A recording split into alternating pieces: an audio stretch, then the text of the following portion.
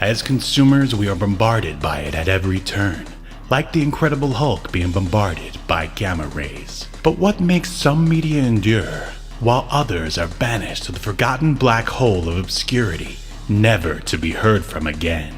Who or what decides this? Hetero life mates Steve and Yahel want to know, and they want to know now. This is Obscurity Now.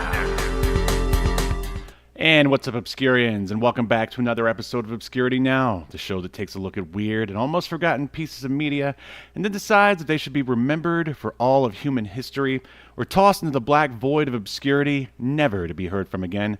My name is Steve, and with me is a man who was known as Paul Rubens' movie-going buddy. It was...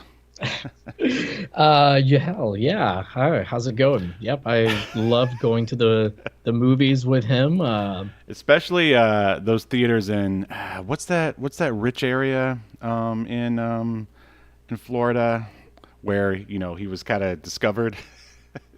Did you know that was in Florida? Know, Steve. It was all a blur of alcohol and cocaine. I can't remember. Blurry hands. Yeah. Well, when you move them fast enough, it creates like motion. Anyway, that was the joke. Yes, thank you for explaining it to the audience there. Yes, ladies and gentlemen, today we are covering PeeWee's Playhouse. Rest in peace, Paul Rubens, who is PeeWee. In case you didn't know, spoiler alert. That's his real name. So we'll just dive right in. What was your first experience with PeeWee the character? I remember it being on TV as a kid and seeing it here and there, but I didn't like it as a kid. Did not like it. I had a suspicion. I was like, Yahel is a soulless sociopath. I bet he didn't like Pee-wee's Playhouse. Yeah, as a kid, as I've mentioned before, I was a cynical child. Did not wear off. Well, at least you didn't start out as a romantic and then grow into a cynic like I did. You kept it nice and a nice and straight character arc, where mine is more like this. No growth. Yeah. No growth for me. Exactly. Oh, we have a creative KV here joining us. Thank you. Said it wouldn't be the same if this podcast wasn't also obscure. Yeah. Yeah, I guess Pee-wee's Playhouse isn't really that obscure. It's just kind of not really talked about too much these days, but yeah, I wasn't really into it as a kid, and I'll be honest, I didn't like what's the movie Pee-wee's Big Adventure. Oh, you're killing me over here. But I haven't seen this stuff in a long, long time. So I'm hoping that I'll have a new appreciation for it as an adult. What about you? I bet you loved this stuff. Well, yes, but in response to creative KB, yes. Obviously, Pee-wee's Big Adventure and or Playhouse is not very obscure, unless you're some Gen Wire or something who has no idea, who didn't grow up with this stuff. I'm sure they're logging on. They're some guy named Paul Rubens died. Who cares? I'm going to go play Minecraft or whatever it is they do these days. Minecraft. Wow. Yeah, what? You're pretty out of touch. I'm gonna go listen to some Taylor Swift and some K-pop. Oh. Okay, getting warmer. Yeah. What, behind the scenes or backstage pass, is that what they're called? They're like the new kids on the block over there these days. BTB, the K-pop band. Yes, yeah, exactly. Because good job, Steve. Yeah, see, I'm hip. You still got it. I'm with it. But no, yeah. So it's so great that our podcast is nice and obscure and just has a nice, small, dedicated fan base. We love it. Well, Steve, we were initially going to cover Captain Planet and the Planeteers, which I had suggested as a way to take advantage of the horrible heat that we're experiencing, and horrible climate change. I'm like, hey, why don't we, capitalize on that? And then you, a few days later, were like, hey, why don't we capitalize on a man's death instead? Well, man, I'm all about those downloads. But hey, we will do Captain Planet next week, I promise, barring any more famous people dying whose death I can capitalize on. Yeah. Don't worry. See, I have a feeling this heat's gonna be with us for a long time to come. There'll be plenty of chances to cover Captain Planet. Oh, I thought you were going to say there'll be plenty of chances to capitalize on more famous people's death because of the heat. It's gonna kill them. Oh well, yeah, that too. That too. So I guess we'll. Creative KV wrote good. I wanted to cancel someone this week. Oh, that see, he's one of us. He's one of us. The Obscurian proper. So. Shall we dive a little deeper into? Well, I guess I should answer your question. Yes, of course. I loved Pee-wee's Playhouse and the Big Adventure as a young lad. I can't remember which one I saw first. I imagine it's probably the Playhouse because it was on. It was basically played along with Saturday morning cartoons, and then. It aired Saturday mornings on CBS. Right, and then we had a recording of the Big Adventure off the Disney Channel, which we watched again and again and again, and it's a classic movie, and it's like basically one of Tim Burton's first. Are you a Tim Burton guy? Just off the record. He's real hit or miss for me. Some stuff I like, some stuff I don't. Like Nightmare Before Christmas, I didn't like at all. But all the goth girls that you bring home probably love it, though, don't they? Yeah, it's pretty popular in the goth circles for sure. All right. Let's dive a little bit further into Pee-wee's Playhouse.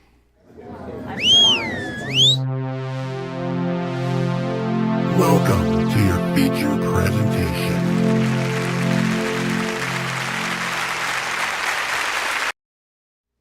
I can just see it. They're like, so Yahel, what do you think of Nightmare Before Christmas? And then you're like, oh, I don't really care for it. And they're like, wow, that's the most goth thing I've ever heard. Not liking Nightmare Before Christmas.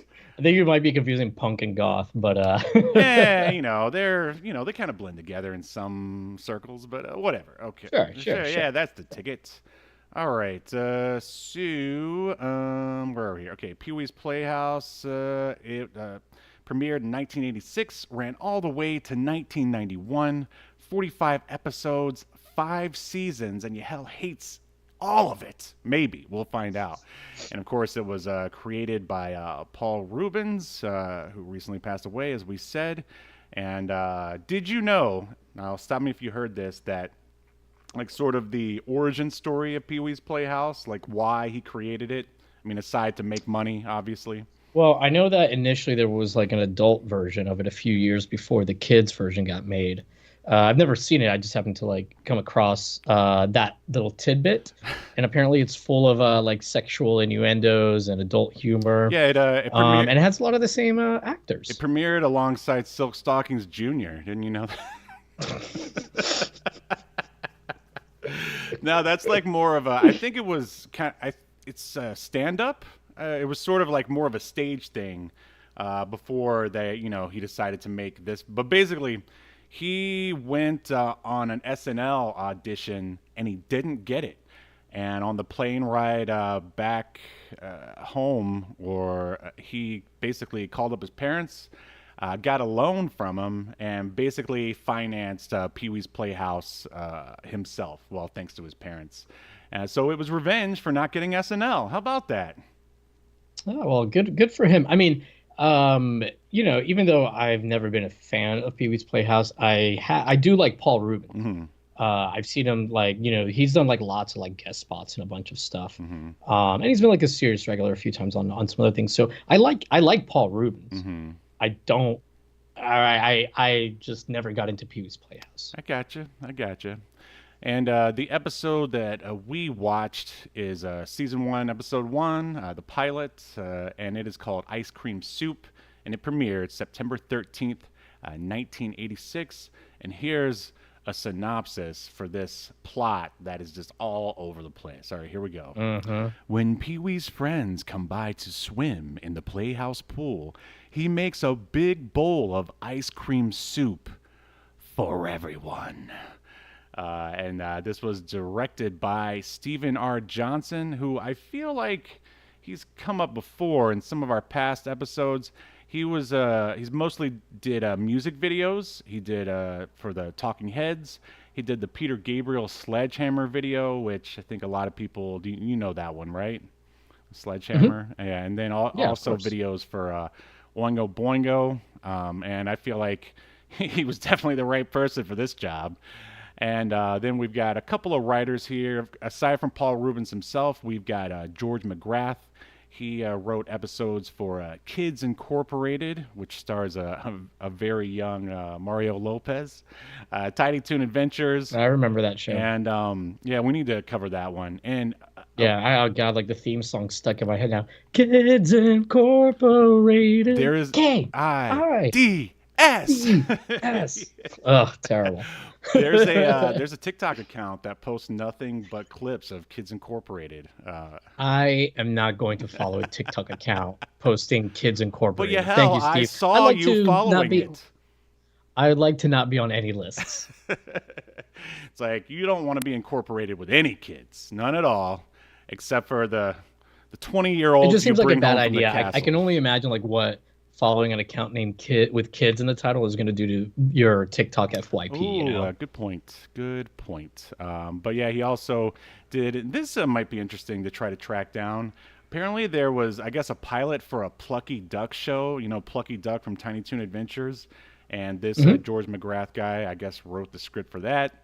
And he also wrote Big Top PeeWee. So enough of that guy. And then we've got John Paragon, which is like one of the coolest names ever. He was also Jambi, you know, the genie, and did the voice of Terry, the pterodactyl. And he's like written every Elvira special and movie that she's ever done. And I don't want to veer into your territory, but apparently he was on Star Trek DS9 at some point. Yeah, Bokar. Yeah, and do we need to run the bumper, or is It might as well because he's the only one that I saw. Oh wow, how about that? Look at me, I got my very own. Ah! Oh no! We've just entered another Star Trek connection. Ah! So you don't feel bad that I robbed you of that Star Trek connection, do you? No. I'm delighted, Steve, that Proud you found it. You're proud, like, you know, sending, like, incorporating one of your Mm. kids into the Kids Incorporated. Proud. Fuck off. Oh wait, you can't have those. Never mind. Oh, wait a minute. Sasquatch Machine is here. Sasquatch in Time, excuse me, is here. He's got a pretty fun TikTok account, actually. Oh, yeah. But I wrote, Kids Incarcerated could be a great idea for a TikTok account. It's just pictures, like mug shots of like juveniles. Aw, that's depressing, but also funny. I like it, actually. That's actually a great It's idea. depressing and funny, much like Paul Rubens' career. So we also, just a few more writers here real quick. Max Robert, he only wrote for Pee-wee's Playhouse, and then this other character, Michael Verhol, also only worked for Pee-wee's Playhouse. And of course, the producer of Pee-wee's Playhouse is Pee-wee Pictures, and it's distributed by CBS. Why don't you tell me some of the classic thespians who participated in Pee-wee's Playhouse? Sure, there's actually quite a lot of people in this episode, and I'd rather not go over everybody who had like a little part, like talking as a puppet or whatever. So I'm just gonna kind of highlight some of the better known names. Sure. You've already covered John Paragon, so we'll not cover him, but. Of course, Paul Rubens. He's been in a bunch of things. Like Pee-wee's not the only thing he's done. The original I didn't even. Buffy the Vampire Slayer feature film. Oh, I didn't know that he was like on the blacklist for like 18 episodes as well. Like, a lot of people have been on that show. Oh, that show's been on forever. My goodness. It's still on. Yeah, still on. Who is watching it? I don't know a single person that's ever watched it. I mean, I watched it, or we watched it up to like season 7 or 8, and then by Sorry, I don't know a single person I care about that's watched it. my parents watched it. In fact, they were the ones who turned us on to it. But, Oh, okay. Now I know 2 people I care about that watched it. I don't know 3. Okay. Prove him wrong, chat. Prove him wrong. All right. Anyway, continue. All right, so and I'm going over this particular episode. We've got Phil Hartman, who plays Captain Carl. Phil Hartman, one of my favorite comedic actors ever. 100%. Probably most famous from SNL, but man, he was great on News Radio, which is a surprisingly good sitcom. Lionel And Hutz it's just from a The bunch. Simpsons, and of Yeah. course Troy McClure. Yep, and just a million things. He's great. Did you know that he did like a bunch of Philips CDI commercials? Yes, yeah, I think we've talked about that Yeah. before. And They're pretty funny. Like, and he really went for it. Like, yeah. he was like, "I'm gonna make this a success." but not even the comedic genius of Phil Hartman could make the CDI a success, apparently. I wouldn't say that it wasn't a success. Like, it was supported for like 9 years by Philips. Sold over 1 million units. All right, let's not turn this into a Philips CDI podcast. Come on now. I'm just saying, if you, one day we should do a Philips CDI episode because that is an obscure console. Yeah, I mean, I know they've got a lot of FMV stuff on there, so sure. Yeah. I can just bring a little smorgasbord, a little taste of the Philips CDI to you. Absolutely. And the listener. For some reason, I think you're about to say Philip Seymour Hoffman, but then it ends up being Philips CDI. That's just how I put it together in my brain. Anyway. Anyways, we've got Diane Yang Kirk, no relation to Captain Kirk, unfortunately. She plays Cher. What a reach. I only brought her up because she's kind of done some stuff recently. Looks like she was on, The L Word and How I Met Your... I'm sorry, Grey's Anatomy. That's the one I was looking for. But she's kind of done some stuff and seems to still be not seems to be. She's still active. We've got George McGrath, who played... Oops, sorry. Why did I... That's the adult version of Pee-wee Herman's Playhouse. I got very confused for a second there. All right, George McGrath, he plays Globey, the Globe, which is a real weird puppet. He's been in quite a few things, but as a writer. Right. Not too many as an actor. Only 18 as an actor. None of those, unfortunately, were Star Trek, but one of them was an episode of Kids Incorporated. Oh, nice. Yeah. Sasquatch wrote, all of our parents watch Blacklist, and even some of our parents' watch too.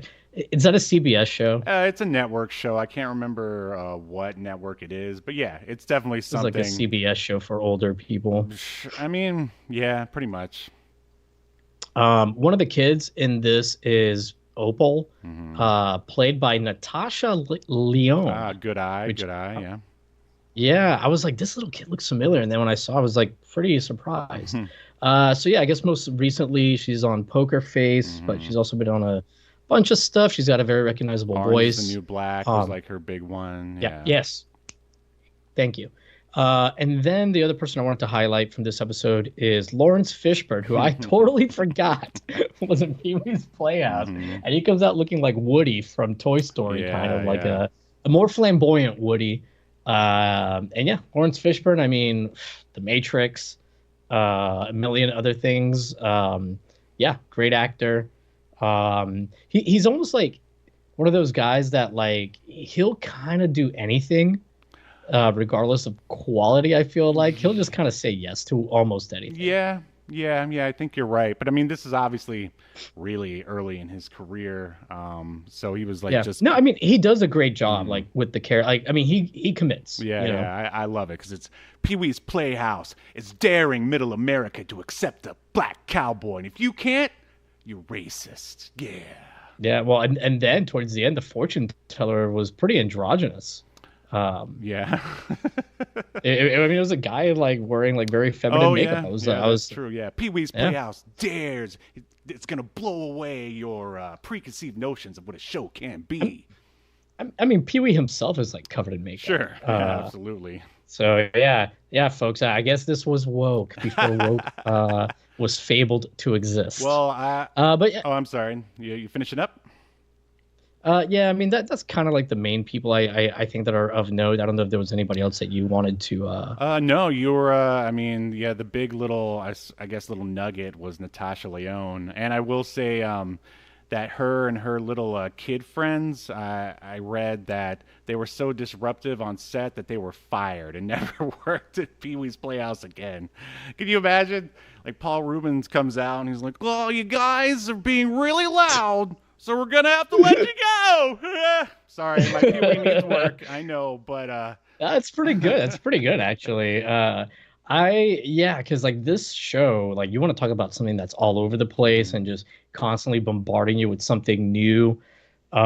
It's at the very least this episode, but from what I remember, they were all kind of like this. yeah, Like yeah. fast paced, moving from one thing to the I next. saw a quote or a comment, I believe, on IMDb that said like this was the beginning of sort of like subversive kids entertainment, and I don't know if I'd say it was the beginning, like, because I think wasn't You Can't Do That on Television? Didn't that start before this, like in the 70s or something?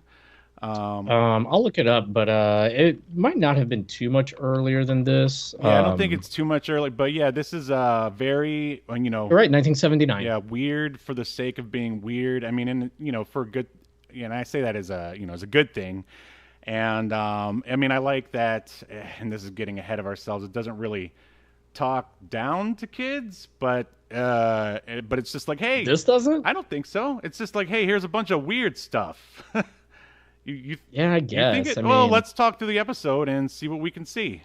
So we open up on a claymation sign that says Pee-wee's Playhouse, and absolutely love their use of claymation or stop motion, which was a huge deal in the 80s with California Raisins, which we also covered. Oh no, we didn't cover the California Raisins. We did the claymation Christmas special. So that's right, they were in it. yeah. The other thing you absolutely hated, but moving on. So a claymation beaver using his teeth, he gnaws through the post that's holding up this sign. It falls over, and the camera pans over a bunch of other like stop motion animals until we get all the way to Pee-wee's Playhouse. Then the song kicks in, written by Mark Mothersbaugh. And do you know who sang the lyrics, even though she's credited as someone else? No, I don't. It is one Cyndi Lauper doing a Oh, wow. Betty Boop impression. And for some reason, I guess people still look down on doing TV in the early 80s. So she's credited as Ellen Shaw. And of course, Mark Mothersbaugh, who's one of my idols, who's been mentioned on this show many times, is the lead singer and like basic brainchild of Devo. And this was one of his first like non-Devo, like first time TV like movie writing music projects. And I think it's a good fit. I mean, I don't know. What do you think about like the opening song and the music in general? Yeah, I mean everything from the intro itself to like the claymation's really well done. It's high quality. There's a lot of like because the camera like pans and goes through like a kind of like a forest setting, and it's very complex. Mm-hmm. So yeah, I really I can appreciate the time and effort that went into it. And the song, I mean, am I going to listen to this while I'm working out? Probably not. Right. But I mean, does it fit the show? Yeah, for sure. Yeah, I like actually the music leading up to when the theme kicks in. I'm getting definite Rugrats vibes, which was like the style that like sort of Mark Mothersbaugh was experimenting with at the time, which I guess sort of became his style throughout the late 80s and early 90s, at least as a solo composer. But yeah, the actual song itself is I mean, it's just really in your face and weird. I could never get past that style of singing. So yeah, I would never work out to it either. Yeah. Yeah, just a little too high pitched for me. But anyway, the opening song introduces all the many wacky characters who we're going to get to as the episode moves on. And I was just going to ask right off the top, who are some of your do you have like favorite side characters? If not from this episode, then Pee-wee's Playhouse in general. No, because I'd never really watched it. Remember? All right, so from like, this episode, I mean, if I saw it, it was always just like it happened to be on. Maybe I'd watch like a minute or two, and then I'd be like, "Yep, still don't like it. Gonna watch I don't know, Gem and the Holograms or something better." Oh man, let me dust off the old stalemate bumper while we're at it. But I mean, there's characters I remembered and I recognize. Like I remember Penny. I remembered the chair with the mouth. I remembered I can't remember the character's name right now, but the bigger lady that comes in. Yeah. The heavyset lady. I keep getting her confused with Missy Vaughn, but yeah, we'll get to her in a second. And hey, Randy like the bully, is that like the same? Is that the what the? Is there a character in Toy Story modeled after him? Oh my gosh, you're right. Yeah, because there's a bully in Toy Story, and his name is Randy, and he looks just like him. He looks just like him. It's got to be modeled after him, Wow, right? man, we're gonna. Because I googled it Uh-huh. and I couldn't like maybe I just didn't. I mean, I put in like Pee-wee's Playhouse, Randy, and Pixar, and like nothing came up. And articles came up connecting them, but I mean, they look exactly the same. Yeah, yeah. All right. That this is this segment's gonna be a TikTok for sure, so we can get people to chime in. Let's see. Anyone in the chat revealing any inner? Nope. No, no, no. All right. So I don't know. I really like the robot Conky. I always thought he was pretty It's a cool. terrible robot name, though. Yeah, it is a terrible robot name, but yeah, it's. Yeah, I think like the most of the names are pretty much just first draft names. Like they didn't want you to think too hard about it, and it's like, oh, it's kids, like they'll get it. And I don't know. I mean, everybody. I would say aside from you, but everybody remembers Cowboy Curtis and I'm like Zombie, basically because they were there for every episode. I would say. But let's see. Moving on. All right. So the show begins. Pee-wee asks, "What should we do? Let's go look at my toys." Then he presses a button on this really elaborate shelf that is like built into this massive sort of smiley face, and then it's like it's automated, so it moves up on. It's like every nerd who collects action figures' wet dream. And then we basically see a weird stop motion scene play out in front of Pee-wee, which doesn't really. I mean, it's just sort of a weird sort of thing that you take in. What do you think of the set design of the Playhouse here? I mean, it's very wacky. Hmm. It definitely like everything from the set design to the design of the characters, the wardrobe for the human characters. Like, I mean, it all works together and all fits in together with the wackiness of the world. So, I mean, as a kid, definitely didn't like it, but I mean, I just did it. I don't know, man. I Like like. this did not speak So to me as a were you child. like this isn't for me. I need the bridge of the Starship Enterprise. That's what makes me No, excited. I didn't even get into Star Trek till I was like it was like 13, maybe like 11 or something. So what? So, But you would choose Gem and the Holograms over Pee-wee's Playhouse? dude, the Misfits are fucking awesome. I The, get. the Misfits on Gem and the Holograms, Uh-huh. they're great. All right, all right. Well, But yeah, I would definitely take Gem and the Holograms because like it has a story in every episode. It has like an actual plot where this is just like here's 2 minutes of this, here's a minute of this, and I did notice don't get me that. wrong. There's a few things that are connected, but this is definitely a show made for like holding the attention of like children that whose attention is easily lost, like Right. a 5 or 6 year Yeah, olds that really, need some kind of new stimuli constantly. really young kids, but which makes me wonder why there's a few adult things that are woven in here. But we'll get to them in a Uh, second.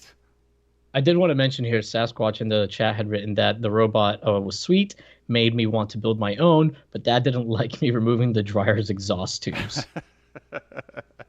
Nice, nice, nice. And he said also he just added or adults on acid in reply to your comment. So yeah, this is definitely. I mean, it's creative, Hmm. you know. Definitely You can can't deny yeah, you that. can see where it definitely inspired shows like Beekman's World, and Hmm. I mean, yeah, this was just sort of the style at the time that I say definitely carried through most of the '90s. Just sort of weird for the sake of weird, and The funny thing is, like, I feel like this could come out today mhm. as a show on Adult Swim, unironically, Oh yeah, with yeah. with little to no changes, like they like in 15-minute blocks, I think you're and right. Yeah, absolutely. So Pee-wee then turns on Conky the robot. Then Magic Screen asks what the magic word for today is. Conky prints out a slip of paper that says door. So Pee-wee tells us all to scream real loud whenever anyone says the word door. Like, I don't know why this is one of the things that I remember the most. I guess, again, because they did it every episode. Like, do you remember the whole magic word thing from your few times? yeah, I remember because it was one of the things that made me really dislike the show. Uh, Like you just don't like chaos and kids having fun.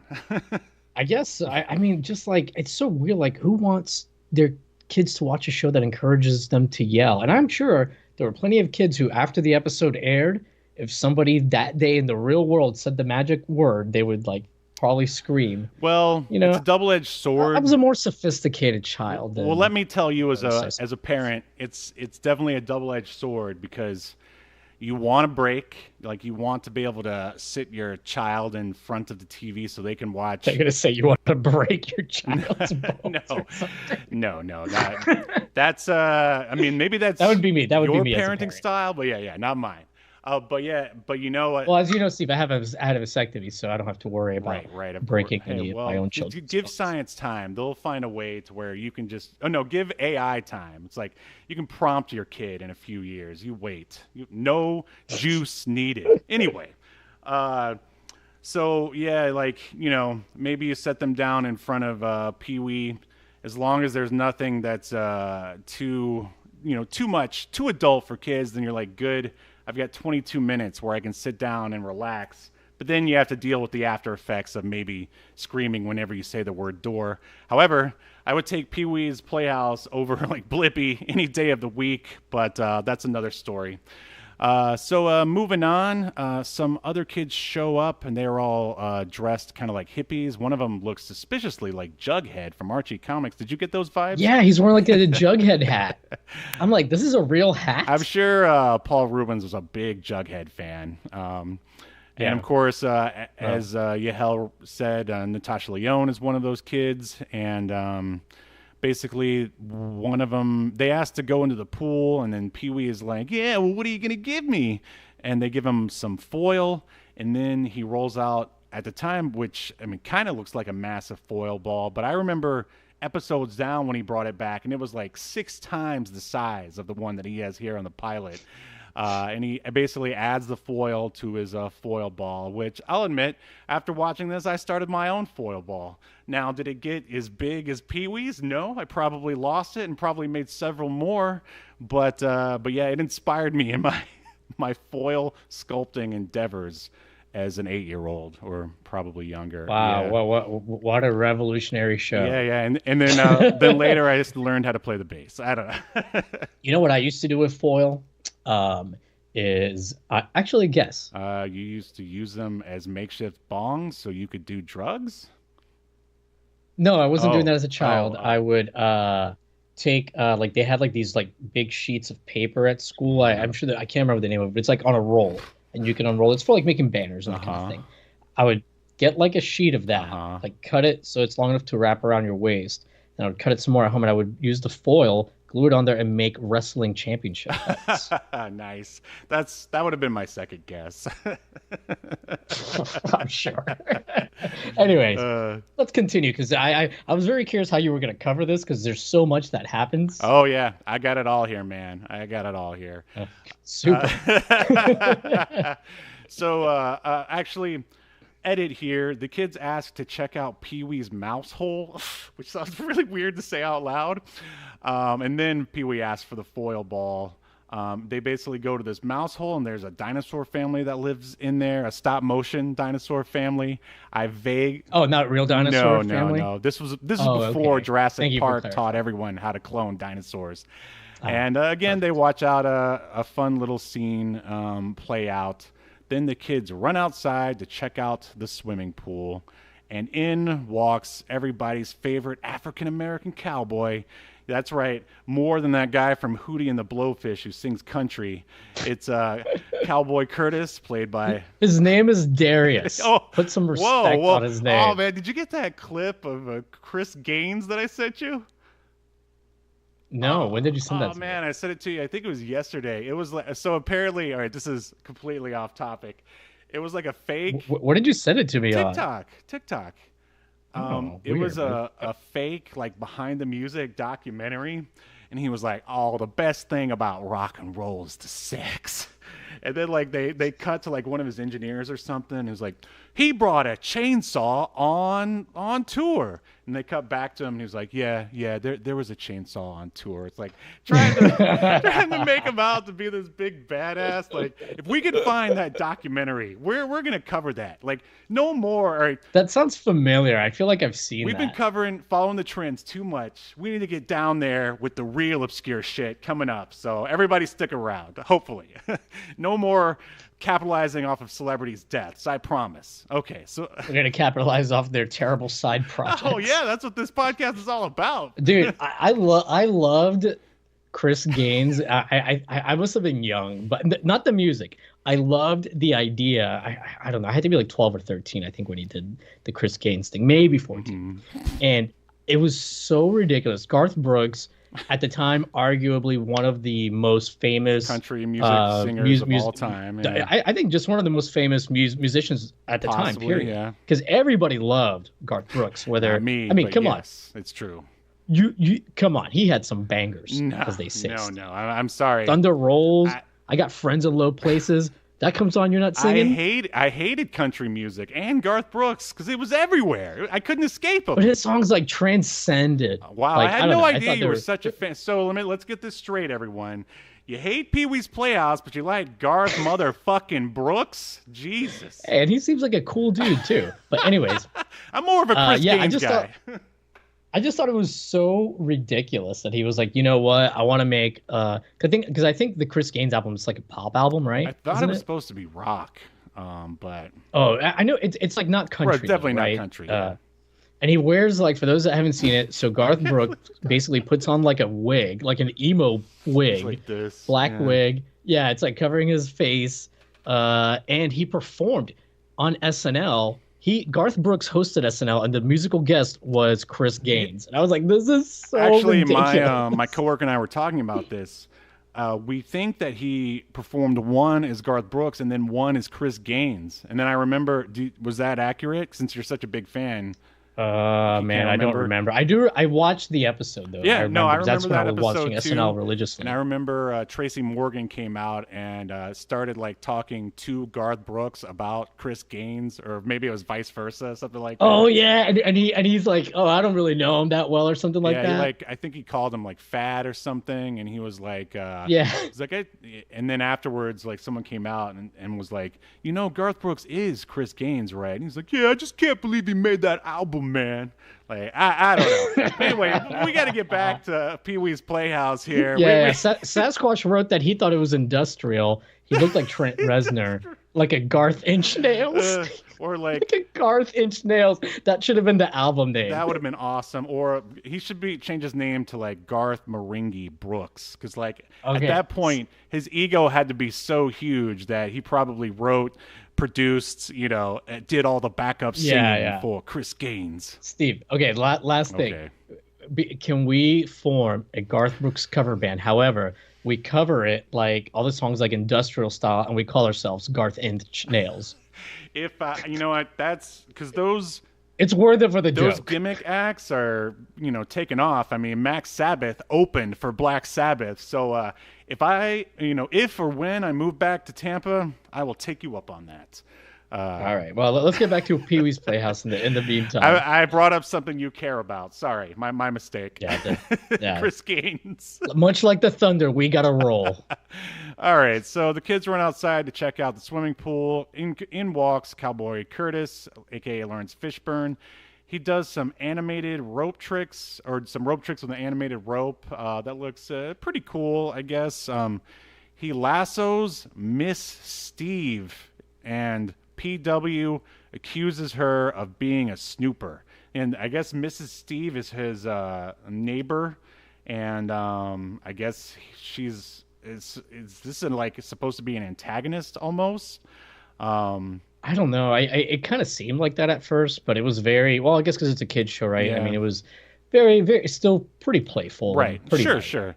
She says this place is a madhouse, and then she too goes to the pool. Now, Pee-wee's puppet fish. This was very a sign of the times. Pee-wee's puppet fish, because he's got some fish in a aquarium. They say that she's a whale of a gal, and this was back when you were allowed to make fun of fat people on TV and movies. So Don't get triggered. They said it, not us. Well, later on, there's like a claymation rat family thing, and one of the rats says that like their dad is fat. Right. Yeah. So yeah, I mean, that was the times. Things were tougher back then. There was no getting triggered. You just sat there and took it. Well, I will say it's probably not a great idea to like tell 5 and 6-year-olds, hey, call your overweight neighbor fat. Like, probably not the best lesson to teach. And how. So Cowboy Curtis also checks out the pool while Pee-wee takes a picture phone call. Like this ringing goes off. He goes into this ridiculous sort of booth. For some reason, he pulls down. He's got to have like a almost like we have as live streamers. Instead of using green screen, he just pulls down like a back like picture of, I don't know, some sort of land or something. And then he has a can of peas as a receiver. And he has the first Skype call ever with Captain Carl, played by Phil Hartman, which I don't think this character, I mean, Phil Hartman definitely comes back, because I remember he's like the mailman, but I don't think this Captain Carl ever really returned. Like, do you remember if that character comes back or not? I mean, I'm probably asking the wrong guy. No, I'd never watched a lot of this, Sasquatch, so. Let me know, Sasquatch. All right, so Phil Hartman, a.k.a. Captain Carl, says he needs help. He doesn't know where he is. But Conky and Magic Screen, they basically use their technological abilities, and they tell him to make a right, like at the Sandwich Islands. And as he's going, he goes, "Oh, sandwich, ho!" or something ridiculous like that. And then he thanks him and says, he says the magic word door, and everyone screams. And I know you just absolutely loved that. So then any thoughts on the chat, the Skype call with Captain Carl? I mean, it was dumb, but I mean, it's a kid's show. I mean, I will say it's amazing. I don't know if it's different in later episodes, but a lot of kids shows like Blue's Clues or whatever, they try to teach the kids some kind of lesson, or maybe something about the world, some science facts, something. That the world is a terrible place. Yeah, I got you. This show, not so much. No, It's just like, all right, we gotta keep their attention for 20 minutes. Yeah, it's true, but well, let's save that to the end. Look, Sasquatch just wrote, "I'm with Yahel. This show was too chaotic for my sensible ass." Thank you, Sasquatch. Your name is Sasquatch. All right. Anyway. So let's see. Pee-wee sits on Cherry, who is the talking chair, and says it's fun time. And Magic Screen says it's time to play with him. So Pee-wee gets sucked inside of the Magic Screen, and he sings the Connect the Dots song, another song that has never left my brain from watching this show. Do you remember that song at all? I did recognize it. Like I should say it sounded familiar when it started, but I don't know if I heard it from here, from Pee-wee or somewhere else, or if one I'm of your dates it. was singing it one night. It's sure, that's what happens. That doesn't make any sense. All right. So anyway, anyways, continue. He connects the dots, and it makes a car. And then Pee-wee then drives the car. It's all done on like green screen, blah, blah, blah. The car crashes, and then it makes Pee-wee like careen out of Magic Screen and back onto Cherry. And then now we get Miss Yvonne. And Miss Yvonne is the self-appointed or allegedly the most beautiful woman in Puppet Land. Well, Pee-wee tells her that she's the most beautiful woman in Puppet Land. Mm-hmm. And then they walk to the other side of the Playhouse, where a jazz band of puppets sing about Miss Yvonne's hair. And their names are Cool Cat, Chicky Baby, and Daddy-O. Then they go to the pool too. Miss Yvonne says she doesn't want to go because it'll ruin her hair until... This is when it gets a little weird, at least for a kid's show. I mean, I don't know. Maybe we're reading too much into it. Tito, the lifeguard, shows up shirtless. And then she changes her mind, strips down to her bathing suit, and then follows him out there. Well, why was this scene Yeah, in there? I don't know. He's like a buff lifeguard, and then I mean, you guys all the grew up kids get to together, learn right? that. Yeah. In the barrio. Yeah, and then she's just like gets super horny immediately in front of everyone. And yeah, by the way, I did forget to mention the actress that plays Miss Savon, played by Lynn Marie Stewart, because I did want to mention that she plays Charlie's mom on It's Always Sunny in Philadelphia. Holy shit. Wow, what a revelation. Oh, that's crazy. Yeah. Oh, good research there. Good job. Yeah, that was a pretty weird scene, especially for a show that seems to be all about, weird for the sake of being weird. And I don't know, maybe it was there for parents who happened to be watching, or, I think they just needed an excuse to get her, out of the Playhouse and to make her go to the pool. So what's going to do it? A hot to trot Latino lifeguard. I don't know. I guess so. Because I guess if there's gonna be like one kind of storyline thread throughout this whole thing, I guess it would be that people keep going to the pool. Right. And that's basically it. That is it. I feel like we're getting sidetracked a lot, but apparently she was also in like a 3D animated movie called Izzy's Way Home. Okay. And you'll never guess who made this. It's like a Pixar style movie for kids. Pixar style? I don't know. Why don't you tell me? The Asylum. Oh, wow. I never knew they dabbled in that genre. Man, that might. It's so weird because they don't make like 3D animated films regularly, so they must have hired a studio to do it. The animation looks better than I expected it would, but it's like she's in it. NSYNC's Joey Fatone is in it. Of course he is. Tori Spelling is in it. Wow. Like, I don't know. We might have to cover it. It's got a 1.5. Oh no, we got on IMDb. Got to put that on the list, 100%. That's 1.5 out of 10, everybody, and it's 420 ratings, so it's not like a small sample. But anyway, sorry. All right, so then we get a mooing coming out of nowhere. Then the countess, a puppet cow head, pokes her head in, says she wants to go to the pool also, but forgot her suit. PeeWee says he's got an extra and gives it to her. And do you know what that suit is called? It's a moo-moo. It's a moo-moo. Oh, that's right. Get it? Yeah. All right, I knew you'd love that. All right, PeeWee then exclaims, "It's dance time." And he dances with footage of 60s go-go dancers via green screen. And I don't know if this was just like a, sort of like a midpoint where maybe they thought the kids would be getting bored. So he wanted to get them off their feet to dance around. But, other than that, your guess is as good as mine. What do you think?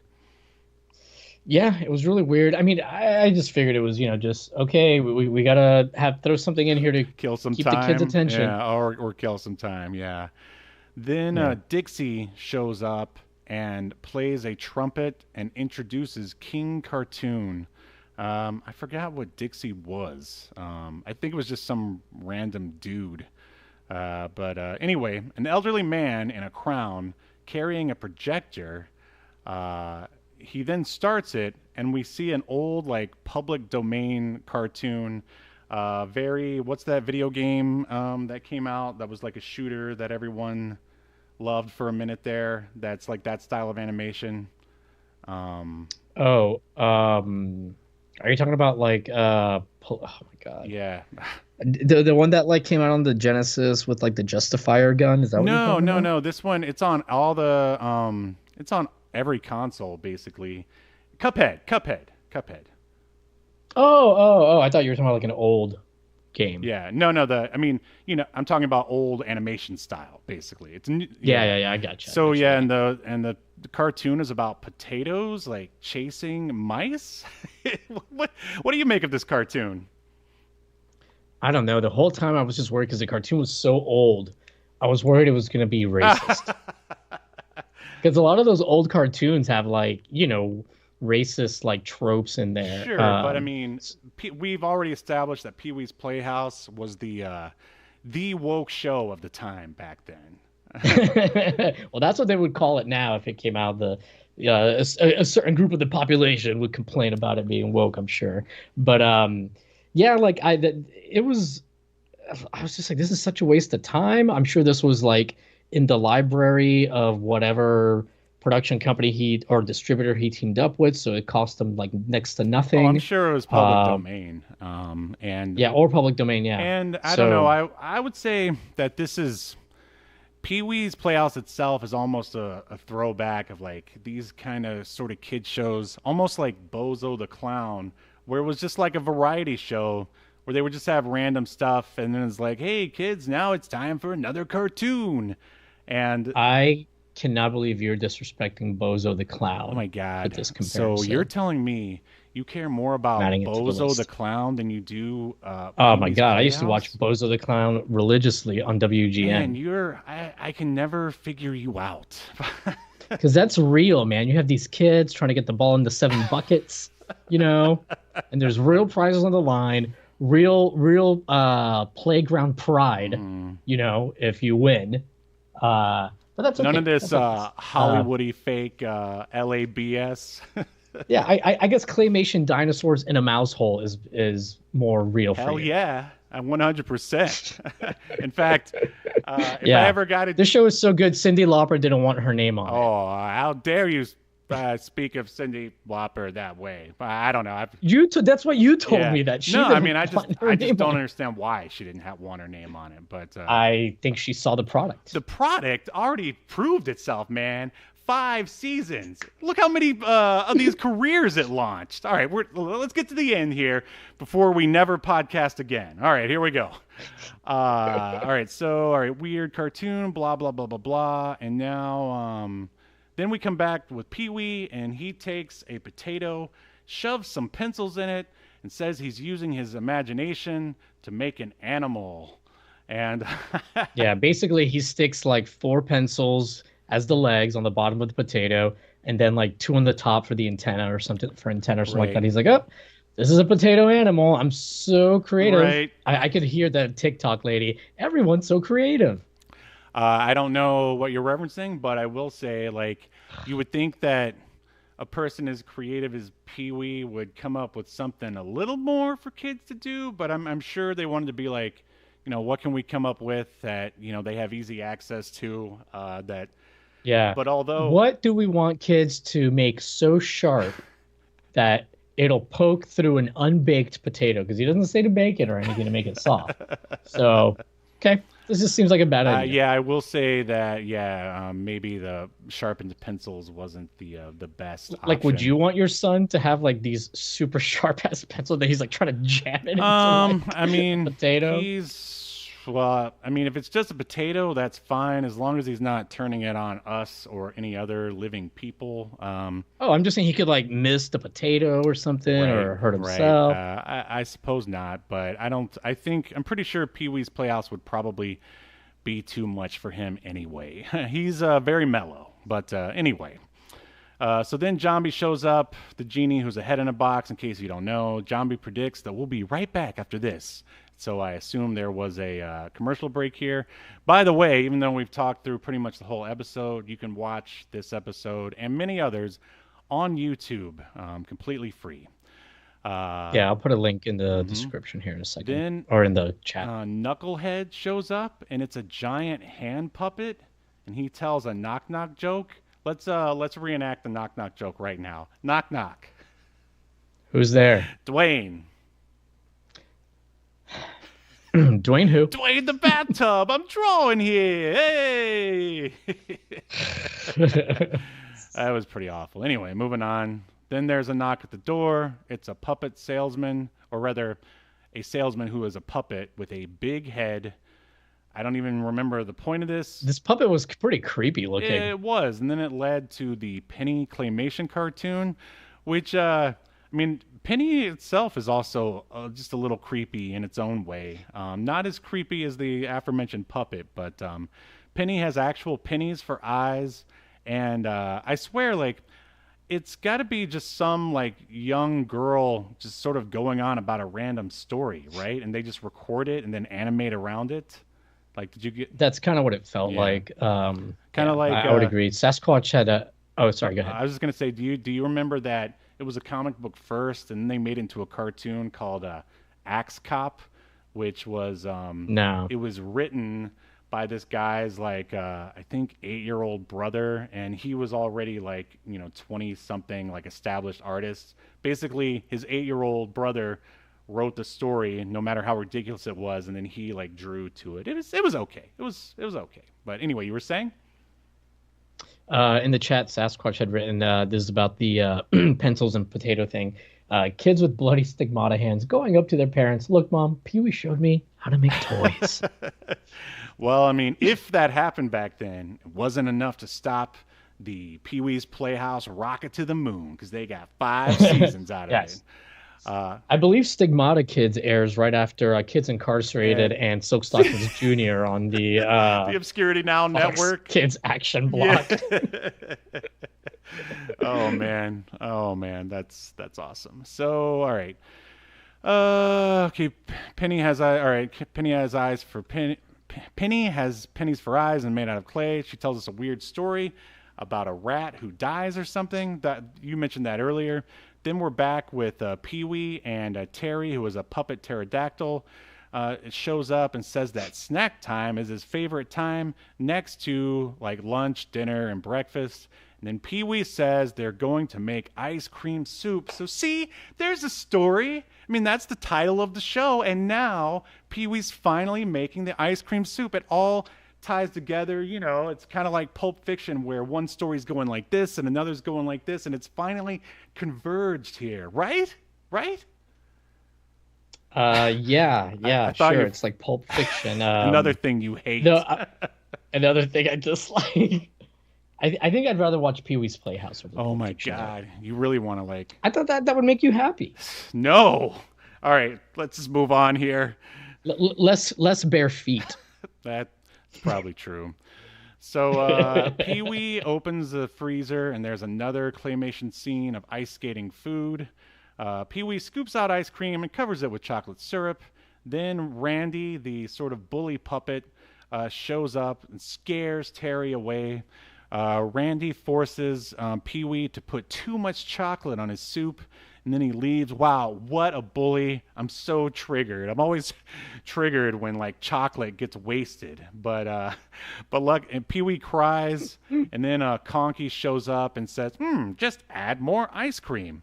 And then we see a puppet kite outside, like hovering above the playhouse, and he says that it's raining, it's raining. All the characters come back into the clubhouse. PeeWee has a massive bowl of ice cream soup, and then Jambi asks if PeeWee wants to make that wish that he asked him from earlier. Then PeeWee asks for everyone's input, which is a huge mistake. Everyone just keeps, going on for what felt like a little too long, and then he says he wishes for everyone to come back next week. And then Jambi asks everyone to say the magic words. You want to say them with me right now, Yahel, for everyone to hear one last time? Because no one's ever going to talk about Pee-wee's Playhouse again after we're done talking about it today. Are you talking about door? No! Mecca lecca hi, mecca hiney ho. Oh my! I don't even remember this part. Wow. Really, great energy, pal. Great energy. All right, so then PeeWee picks up his iron and sort of he like does like a this motion with it. A hidden door opens up, revealing PeeWee's awesome scooter, and then he blasts out, and the credits roll. Do you remember the whole in the sort of scooter thing? No. You don't? Oh, I remember that quite well. I thought Pee-wee's scooter was pretty awesome. It was always a toss-up between that and his bike, but in the end, the bike won. And that is basically the pilot episode of Pee-wee's Big Adventure. Did you have any comments about any of that stuff before we render our verdict? No. I did look up, try to look up if like the bully from Toy Story, again, I tried looking it up, related to, and I couldn't find any relation. By the way, the bully in Toy Story, his name is actually Sid Phillips. Oh, man. Not Andy. Oh, because But Andy is the protagonist of Toy Story, like the good guy. yeah, Oh, yeah. yeah, we got our wires But crossed I there. mean, they don't look quite as similar as I remembered once I pulled up the guy from Toy Story. They still look pretty similar. Oh, I mean, they have like the same haircut, similar mm. eyebrows. So I definitely, I can't, I really feel like he's got to be inspired by the guy from Pee-wee's Playhouse, even though there's no proof that I could find as of yet. Mm. But Steve, like a Christian, I'll manufacture it. Oh yeah. All right. Nice. We'll just say Not like a kidding. religious zealot is what you're saying. Yes, yes, Mhm. yes. Re-edit that. Thank you, No Steve. problem. All right. Then after all that, we are gonna answer the question. Here we go. Remembered or obliterated? That is the question. All right. Yaheli, that would be your name if you were on Pee-wee's Playhouse. Yaheli, do you think that Pee-wee's Playhouse should be remembered for all of human history, or tossed in the black void of obscurity, never to be heard from again? Well, I mean, there were definitely things that I appreciated about it, watching it as an adult. Like I said, the animation, it's definitely the claymation stuff. It's very creative. The set design is great. The costuming for the human characters is great. I hate the way it's written. Uh, I don't think it's funny, but I can see like how a majority of kids would be into it, and it's a cult classic. It's not even a cult classic; it's a classic for a reason. So even though I never want to see it again, Steve, I do think it should be remembered because it's Oh, very look near at and dear that. to a lot of people's He hearts. does You have a know, heart, ladies and gentlemen. Is that so empathy coming from you? Wow. Wow, mind blown. But no, you actually make a lot of valid points. Like, in fact, when I was watching it, I couldn't believe how thin or lacking it was in plot and story. I hate saying as a writer, but yes, that's definitely how I felt as a writer. And I'm thinking that possibly because we've watched a lot of pilots, and sometimes they just haven't sort of figured out the formula yet for some of the shows when you first check out a pilot. And I wonder if mhm. maybe things got a little more. I don't want to say intricate, but maybe they had a little more story as the show went on. I mean, you would pretty much have to. You can't. Basically, this is, hey, we're all going to hang out in Pee-wee's Playhouse. Episode 1, we're just going to hang out. People are going to leave, and then they're going to come back. That is the plot of this. And you can't do that for 5 seasons. Like, you got to have something going on. Yeah, I mean, you might be right because this show, this episode at least has, I don't know, like 10 or 15 separate like skits and little things that went into for just a couple of minutes Mhm. that alone could have been, stretched and fleshed out into like a full episode. Right. Um, and while I was watching this, I was wondering to myself, do you think this would be a difficult show to write for? Like if it stayed in the style of episode one, difficult to write for because you have to come up with so many different things, or would it be easy because you don't have to worry about threading a plot and you can just write whatever dumb thing comes to mind, no matter how bad it is, just make it a little wacky and it's fine. Yeah, I think the second one, I mean, they probably just, come out with like just sort of an overarching thing. I mean, usually you're supposed to say theme, but there wasn't. It's weird. Like with Sesame Street, they always opened up with "Today is brought to you by the letter, the letter A or the letter C or D," and then the whole episode will be based around that. Like with this, you don't know what you're getting. Like first you're Yeah. seeing all these crazy clay monsters, and then you're getting like ice cream soup. Like what the heck is that? Like, and yeah, I was really surprised that there really wasn't a lot to actually like learn. This is, at least from the pilot episode, it feels more like a hangout show. Like it's more about like atmosphere and just sort of a weirdness. And hey, we're just gonna Yeah. hang out with your kids for 22 minutes. We're not really gonna tell them how to think about anything or really teach them anything. But at least it's a somewhat wholesome place, aside from the libido of one Miss Yvonne.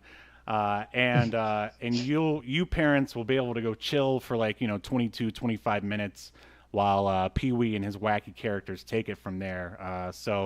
Yeah. I would go ahead. I will say that this episode, at least, it really does show. Again, even though I didn't like it and it doesn't work for me, it shows you the talent of Paul Rubens, because he really kind of, again, when I say he makes it work, doesn't make it work for me, but I can see how he somehow like threads this all together, and he's so good at being this character. And I think Pee-wee as Herman as a character is obnoxious. Like this would be the guy that if he showed up at your party, you'd be like, who invited? Sure. Yeah, you wouldn't want to hang out with him for too long, at least as an adult. Or at all, maybe. I don't know. I could see where, it's more of like a novelty. It's like that guy, hey, we'll invite him over, for laughs. And then after about 15 minutes, we're like, well, shouldn't you be going, buddy? It's about, we're going to do some cocaine. You need to leave. You need to do whatever the opposite of cocaine right, is. exactly. Sasquatch had written a Chris Gaines Pee-wee's Playhouse weekly guest appearance would have greatly improved both the show and album career. If only there was a way to merge the timelines. That would have been great. Maybe there's a way to edit the footage from Pee-wee's Playhouse with that behind the music special. We've got to add that to the list. But anyway, so I think we're saying the same thing here, that it's basically going to be remembered, correct? Yes. All right, here we go. In accordance to Obscurity Now, the most important streaming YouTube podcast in all of the internet, you shall be remembered. Yes. Good show. Good show.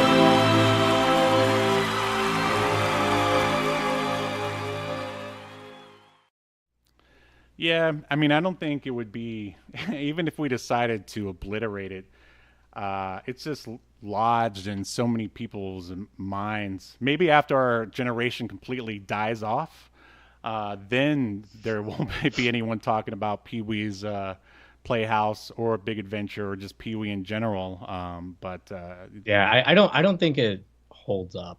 I hate to say it, like compared to, well, in my opinion, and I don't have a lot of experience with kids shows because I don't have kids or really hang out with people that do. So I've only seen bits and pieces, right, of like modern kids stuff. But it seems like a lot of like, more modern kids shows, like they do tend to be a little bit more, I don't know, sophisticated. I don't know if that's the right word, but they tend to have more of a story or something that they're like, some kind of thread that they're trying to. I guess it depends on what you watch. I mean, probably Blues. Yeah, like I said, I mean, I would say there's probably more of a plot to Blue's Clues than there was of this episode of Pee-wee's Playhouse, but I mean, Blippi is basically a Pee-wee ripoff, and all that guy does is like show up. Well, I mean, obviously it's gotten a little more now, but he just started making videos of him showing up to parks and playing on it and talking in an obnoxious voice, just like Pee-wee's, basically. And I've never even heard of Blippi. To be honest with you. Man, he's like the biggest like kids YouTube star. He's not even Blippi anymore. He basically now pays a different actor to be Blippi, and he just stays home and counts his money. But yeah, you would never, unless you have a kid, you would never know Blippi, and you're probably better off for that. But hey, before we sign off here, I want to talk about how you, superstar Yahel Velazquez, got recognized from this podcast. Oh yeah, we didn't talk about that. So I was at this bartending competition. They would be alcoholics. That is most of our audience. Yep. Yeah. And a guy like came up and that I was introduced to, and yeah, it was just like, oh yeah, I listened to you on Obscurity Now. I listened to your podcast, and I said, I'm sorry, I apologize. Oh man, I would. I don't know what to do, but I mean that was basically the gist of it. But it was weird. Like they said which episode was their favorite. Ooh, this I'd like to know. Remember. Ooh, sorry if you're listening. Well, I think it was Ryan. I think was his name. Yeah, I mean, don't get me wrong. It was really cool. He was really nice, and that was sweet of him to say.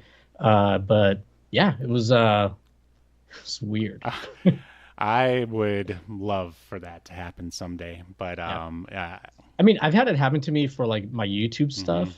Like I think I told you like a couple of years ago when I went to a cardiologist, the cardiologist turned out to be a fan. Yeah. That's crazy. Like that was weird. And I'm like, but how's my heart? He's like, oh, fine, you'll be not making videos for decades. Or if he's like, well, let's just say your last video is better than your current heart rate. But I mean, hey, I would rather have the views than my health any day of the week. Hey, he said I had the heart of a 20-something-year-old. Wow. That's fine. Like a 20-something-year-old serial killer sociopath. But yeah, perhaps he didn't specify, I suppose. Right. Yeah, so I think that's pretty much everything.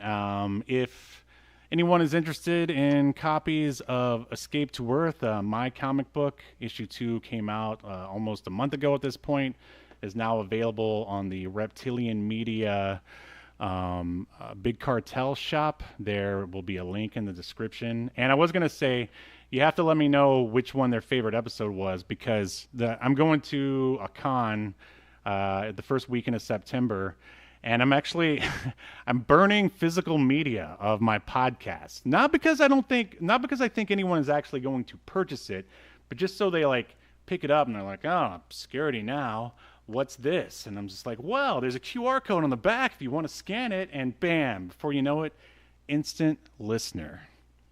I don't know. I think I'm kind of a genius, maybe. I don't know, but we'll see. Anyway, anything else before we sign off here? I am good. All right. If you join us in the live chat, thank you very much. Or if it's via podcast or anyway, we thank you so much for listening, and we will see you next Sunday as we continue to discuss more obscure media only on Obscurity Now. See you next week. You've been enjoying Obscurity Now, a podcast that's recorded live to tape and streamed to Twitch and YouTube. Subscribe so you never miss an episode or hilarious quip. Take us with you by following the download links provided in the show notes to wherever you get podcasts. And take notice of our various social media links. If that's what you're into, I'm not here to judge. And make sure you join us live next week at 6 p.m. Eastern, 3 p.m. Pacific as we continue to discuss more obscure media only on Obscurity Now.